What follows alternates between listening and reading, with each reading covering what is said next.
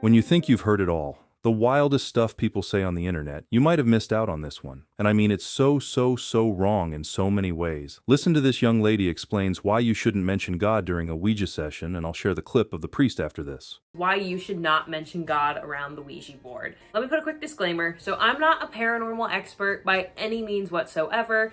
I am just a girl that likes scary things and spirits and all that other fun stuff. Like that, I'm nobody. Like, I am nobody professional.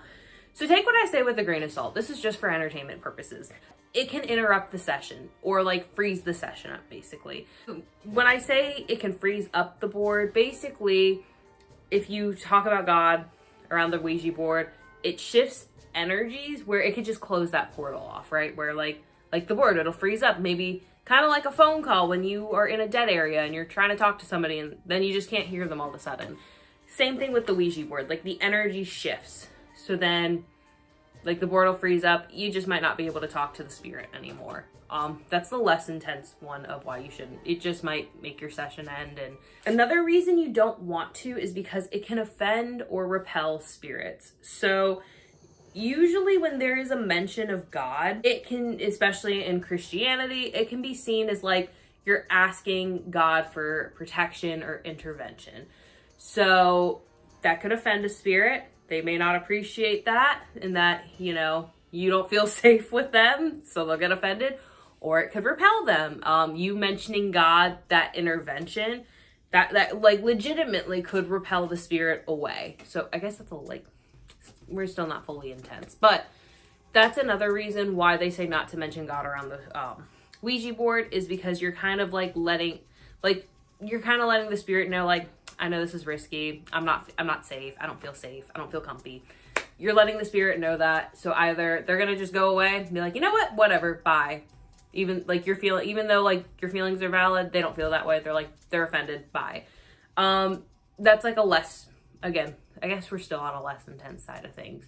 That's another reason though why you wouldn't want to mention God around the spirit board, is just you might just scare the spirit off or hurt their feelings, and you know, they're already dead. So like the biggest reason is because you can anger or provoke the spirits that way. So I've said it, with the Ouija board, you're more than likely not getting good spirits. You are probably talking to either spirits that are like in purgatory, depending on your religious beliefs. Like Catholics, I know, believe in purgatory, which is basically like earth, but spirits are roaming around. So either purgatory, or you could potentially be talking to like demonic entities, right? Like, which is really not good spirits. And usually when spirits are in purgatory, they're like, not all the time, because purgatory is really like a deciding place, right? Like it's kind of like limbo essentially. So these spirits, like, they could be vengeful or angry. Maybe they were like unalived or something and they're vengeful and they're angry, right? So by mentioning God, especially to those that are in purgatory, they might get angry, because if you're in purgatory, it doesn't quite mean you've been shut out of heaven, but they're not there yet and they're trying to get there. So that mention might anger them. And of course, if you have a demonic entity you're talking to, clearly they're not going to be happy if you mention God. So that's like a big reason why you wouldn't want to mention like God. Is just whatever you're talking to, you might anger it like, especially if it's a more like powerful energy, whether it's like a spirit or like a demonic entity, you might anger it. So that's where you would not want to mention God, is you don't know what might happen. I shared that quote at the start of this video, and many other exorcists have said essentially the same thing. And that's why I have issues with some Catholics who object to exorcists doing interviews and public appearances to teach, guide, and share lessons with us on social media. They think the exorcists are glamorizing the devil, when in reality you have people saying and believing this is harmless. I am just a girl that likes scary things and spirits and all that other fun stuff. And if you don't know this already, the hashtag WitchTalk on TikTok has so far accumulated 64 billion views, which basically means the videos on witchcraft on TikTok have been watched 64 billion times. So while we're on the subject of the spirit board, let me share you this very short clip of Father Carlos Martins, where he talked about what happened during one of his cases in a recent interview. So Jeremy had a demon, and he's telling me how this demon came to be in him when he was a child, when he was 7, 8 years old.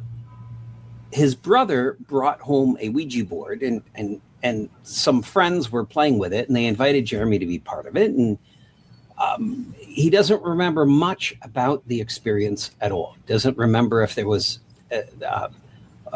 much drama in the moment. However, what he does remember very clearly is that night when he was in his room and he was in bed, he turned off the lights, a figure came into his room, and he said the figure was so black that he made the rest of the room, which was in the dark, appear like it was in broad daylight. That's the amount of blackness was in this figure.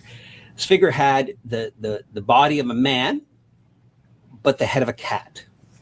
And it came up to Jeremy, and it said to him, I will make you really strong, super strong, if you give me, and then it uttered a word that was nonsensical to Jeremy.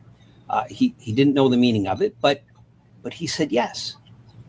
And he said the cat did a jump in the air, or this figure with the head of a cat did a jump in the air and went inside him. And regarding the occult and purgatory, which she mentioned and was terribly misinformed about, I'd like to share this clip of Monsignor Rossetti with all of you. In recent years, we've had a number of people come to us who were practicing the occult in some form, whether it's witchcraft, tarot cards, Ouija boards, all forms of divination.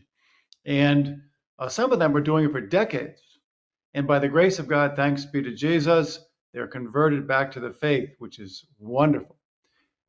The first thing we do is we have them go to confession and confess this very serious sin against the first commandment.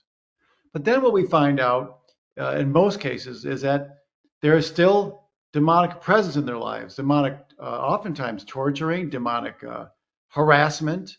Some are even possessed. So, and it takes about 3 to 4 years of intense deliverance praying and living a virtuous life before they're mostly freed. So, what this shows us is there's a difference between forgiveness and purification. When you confess your sins are forgiven. Jesus forgives them. But there's a need for purification of this decades of sinful living, which is not really surprising in some ways. For example, as you may know, I'm a licensed psychologist, and I've worked with many people who have addictions.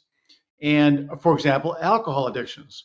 And someone may have been a practicing alcoholic for 20 years. He or she stops drinking, but then they are what we call a dry drunk. I mean, they have many attributes of the alcoholic, and so it takes years worth of detoxification, if you will, years worth of purification before the effects of this addiction are expunged. We Catholics know this distinction between purification and forgiveness. There are some who say, no, once your sins are forgiven, it's all over. Well, yeah, the sins are forgiven, it's all over, but again, that process of purification. And we, again, Catholics, understand this. And we believe, of course, that this life of ours is meant to be a purgation, to prepare us to live in God's presence. But there's a notion that we have, which is kind of important. And that is that if we're not completely purged and then more is needed, that there's a place for us to what we call purgatory. And that's a source of God's mercy. Why? Because nothing impure can live in the presence of God. And so God is this infinite holiness. For example, you see this in exorcism. Demons are full of evil, of course, and they can't stand anything holy, even just a little bit of holy water. Hold up a crucifix, anything that even whispers of God's holiness, they are tortured by. And it would be the same for us when we're not completely purified. If we were to be placed in God's presence and not perfectly, completely purified, that it would be a great torture. And so God has this merciful place that we call purgatory if needed. Now, hopefully we don't need it, but if it's there, if we do. So why is this important for us? it's important for us to know this because this life is meant to be a purgation. And so, which is why the Gospel of Luke says, take up your cross daily and follow me. So we daily go to Mass, pray, say the rosary, go to confession, live a holy life. And day by day, we're slowly purged and prepared to live in God's presence. And Jesus does that for us through his sacraments, through his presence, through the many sources of grace that are offered to us. So I offer this to you to let you know why purgatory, while a concept that many people don't like, and I've had many people say to me, I don't believe in purgatory.